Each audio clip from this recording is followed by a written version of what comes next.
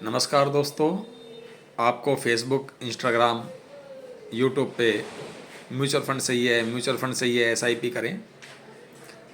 मैं आपको एक बात बता देना चाहता हूँ कि म्यूचुअल फंड क्यों सही नहीं है और एसआईपी क्यों आपके फ़ायदे का सौदा नहीं है। देखिए, समझने की कोशिश करिए।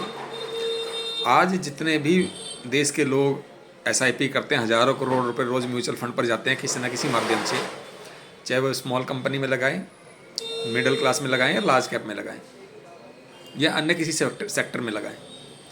आप जब पैसा म्यूचुअल फंड में देते हैं, किसी भी फंड हाउस को देते हैं, वो पैसा अपनी जेब में नहीं रख सकता है, वो पैसा रोक नहीं सकता है, ब्लॉक नहीं कर सकता है, उसको मार्केट में इन्वेस्ट करना ही पड़ेगा।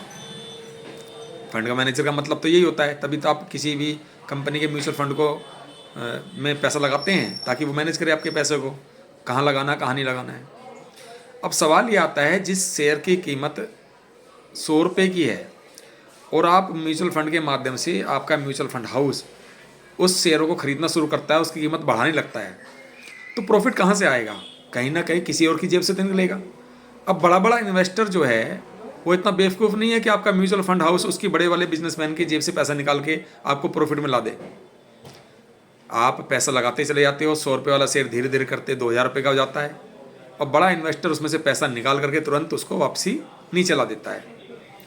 आप खुद सोचिए, जिस शेयरों की कीमत 100 रुपये है, 2020 में जिन शेयरों की कीमत 100 रुपये, 150 रुपये, 200 रुपये, 500 रुपये थी, वो 5-5, 10-10 हज़ार रुपये कीमत पर कैसे पहुंच गए?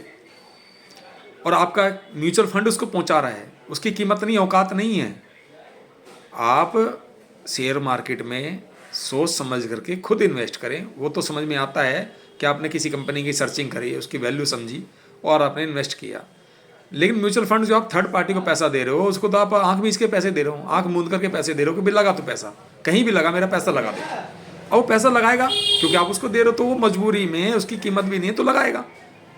और प्रॉफिट आएगा कहाँ से, किसकी जेब से निकालेगा? प्रॉफिट कोई कंपनी थोड़ी दे रही है, प्रॉफिट तो हम एक दूसरे की जेब से निकाल रहे हैं। आप एक काम कीजिए, 20 फंड हाउस को में पैसा लगाइए और आप 10 साल बाद देखना, 10 फंड हाउस में आपके पैसे जीरो हो चुके होंगे, 10 फंड हाउस में आपके पैसे बढ़ गए होंगे।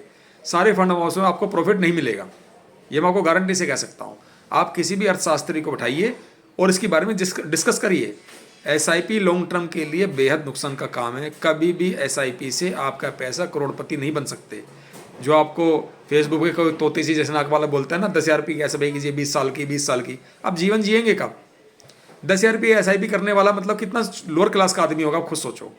क्या 10,000 रुपये जो जमा करके 20 साल बाद की जो आकांक्षा रख रहा है और उसके पता चला उसके मूल पैसा भी उसके हाथ में नहीं आ पाएगा। मेरी मानिए, आप ठंडे दिमाग से शेयर बाजार में आप सोच समझ के इन्वेस्ट कर सकते हो, ठीक है। म्यूचुअल फंड से आपका पोर्टफोलियो में प्रॉफिट कभी भी नहीं आएगा। जो आपको कहते हैं 15%, 12% कॉर्पस फंड बताते हैं, बेवकूफ़ बना रहे हैं आपको। ये आप लोग, हम लोगों की चीज़ नहीं है शेयर मार्केट और एसआईपी वगैरह। हम छोटे मिडिल क्लास के लोगों के लिए तो एफडी, गोल्ड, प्रॉपर्टी ये तो हो सकता है जो ज़रूरत की चीज़ें हैं। अदरवाइज़ शेयर बाज़ार हम लोगों, आप लोगों के लिए नहीं बनाए। बाकी आपकी मर्जी है। मैं तो आपको ये कहना चाहता हूँ, थर्ड पार्टी को पैसा मत दीजिए। वो अपने सारे कमाई करोड़ रुपए की सैलरी निकालता है, खर्चे निकालता है और जो प्रॉफिट आता है उसमें से काट पीट करके अपना कमीशन काट के तब आप तक पहुँचाता है। और आपको तो ये भी नहीं पता कि जो पैसा आप दे रहे हो उसका प्रॉफिट आया है, कितना आया है। पता चला आया तो 100 रुपये, आपको बता रहा है 10 रुपये। कैसे साबित हो रहा है? ये बहुत बड़ा स्कैम निकलेगा, क्योंकि देश की अर्थव्यवस्था इतनी बढ़िया नहीं है कि जो शेयर 100 रुपये का शेयर है वह 3,000 रुपये, 4,000, 5,000 रुपये घूम रहा है। आप सर्च करेंगे, ऐसे कम से कम हज़ारों शेयर हैं जिनकी कीमत कई हज़ारों गुना पर हो चुकी है और जो उसकी कीमत का मूल्य नहीं रखता है। बाकी आपकी मर्जी है। मेरे तो विचार यही है, आप इसको रिडीम करें, एसआईपी रोकें और फिर आप देखना बाजार कितना 30%, कम से कम 40% नीचे आएगा। क्योंकि बबल बना हुआ है औकात से बाहर। जैसे किसी एक व्यक्ति की, मान लो कोई दिवालिया व्यक्ति है और उसको आप बार बार पैसा दिया जा रहा हो, पैसा दिया जा रहा हो, तो खेलता रहेगा, अपने जीवन का बढ़िया निर्वाह करता रहेगा। उसे तो लौटाने नहीं ना म्यूचुअल फंड में। उसे 20 साल बाद पता चल रहा है आपको, 20 साल बाद क्या होगा।